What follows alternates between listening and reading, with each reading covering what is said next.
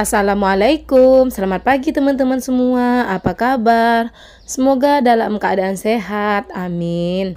Pagi ini saya mau ajak teman-teman ngikutin kegiatan saya lagi seperti biasa.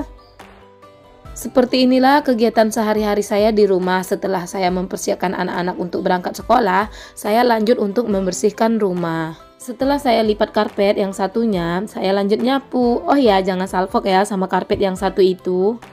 Karpet yang satu itu memang tidak pernah saya angkat atau saya pindahkan dari situ karena kan rumah saya ini lantainya semen bukan keramik. Jadi saat kami duduk santai di siang hari ya di atas itu. Kenapa saya tidak pernah angkat? Karena yang satu ini agak sedikit tebal ya teman-teman ya. Jadi digulung pun susah, dilipat pun susah. Nanti mau taruh di mana? Makanya saya biarkan aja di situ. Sebetulnya itu adalah karpet-karpet yang seperti apa ya? Yang saya lihat kebanyakan itu ada di mobil, tapi kami menaruhnya di rumah. Berhubung saya nggak punya mobil, ya udah saya taruh aja di situ.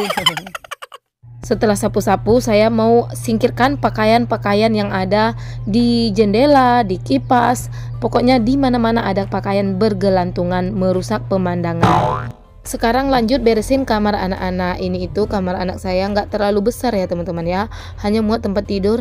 Itu pun yang tempat tidur sorong ya teman-teman ya, satu di atas satu di bawah. Kalau tidur malam nanti bagian bawahnya sorong keluar, itu pun mepet ke dinding ya teman-teman ya. Ya beginilah keadaan kami. Tapi tetap alhamdulillah, yang penting kita kan nggak tidur di jalanan atau di kolong jembatan ya teman-teman ya.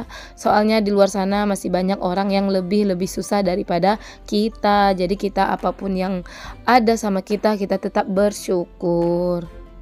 Bersih-bersih kamar udah selesai, bersih-bersih ruang TV juga udah selesai. Sekarang saya mau lanjut masak nasi. Ini ya teman-teman ya, saya masaknya hanya menggunakan periuk seperti ini. Sebetulnya saya ada penanak nasi yang dicolok ke listrik itu ya teman-teman ya, apa ya namanya ya, kayak magicom gitu. Tapi saya lebih suka menggunakan ini karena punya saya itu juga nggak begitu bagus ya teman-teman ya, sudah mulai rusak. Kalau dimasak bisa, tapi harus cepat dicabut karena kalau nggak dicabut langsung dia akan mengeras.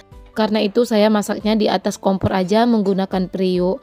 Tapi terkadang kalau saya itu buru-buru ingin melakukan pekerjaan lain, saya juga menggunakan magicom ya teman-teman ya. Tapi itu jarang sekali. Mungkin dalam sebulan satu kali, itu pun belum tentu. Nasinya udah kering, tinggal tunggu matang. Sekarang saya mau lanjut beres-beres meja yang berantakan. Ini ya teman-teman ya, mejanya sangat-sangat berantakan. Jadi di sini saya mau lap-lap dulu, mau rapi-rapiin dulu sebelum beraktivitas. Ini itu sebetulnya udah rapi ya teman-teman ya, tapi ya seperti biasa, maklum lah ya. Bapak-bapak kalau di rumah malam kelaparan, dia akan kelayapan di dapur. Saya nggak tahu dia masak apa tadi malam, pokoknya ini pagi-pagi udah berantakan. Pastinya bunda-bunda di rumah juga mengalami hal yang sama ya dengan saya. Pas sudah diberesin pagi-pagi udah berantakan lagi. Tapi ya mau diapain ya teman-teman ya, yang penting dia tidak mengganggu waktu istirahat kita. Sekarang saya lanjut lap-lap kaca. Jangan salfok ya teman-teman ya dengan kaca yang ada di dapur saya.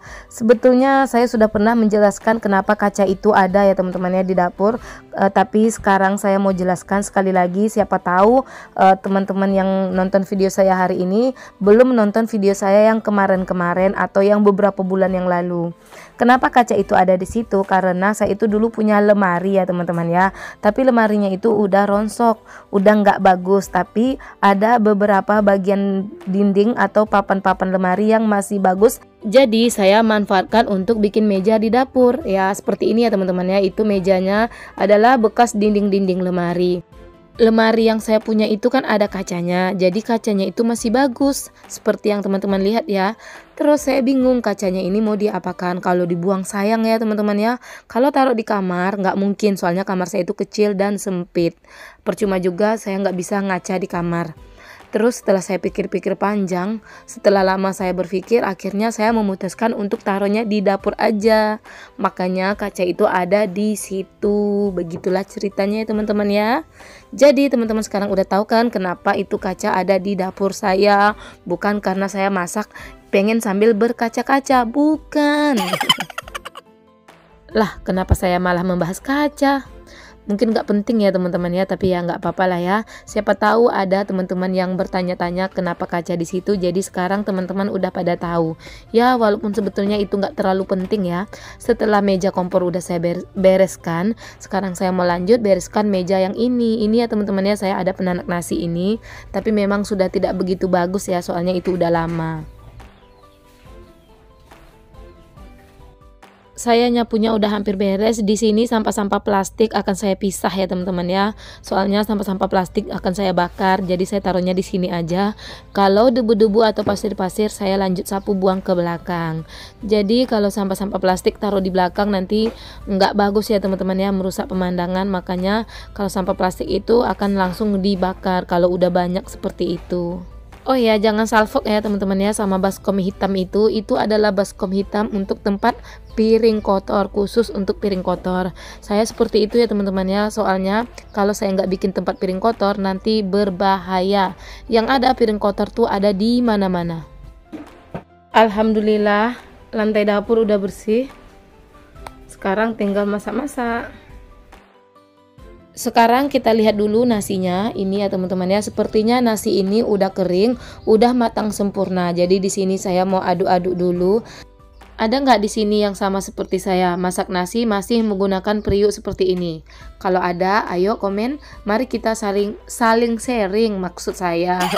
Ya beginilah kalau saya masak nasi ya teman-teman ya. Ini kayaknya udah kering. Sekarang saya mau lanjut susun kuali periuk yang lainnya. Ini ya teman-teman ya, semalam itu saya cuci piring sore-sore, tapi belum saya susun di dinding, atau lebih tepatnya belum saya gantung. Sekarang saya mau gantung-gantung dulu.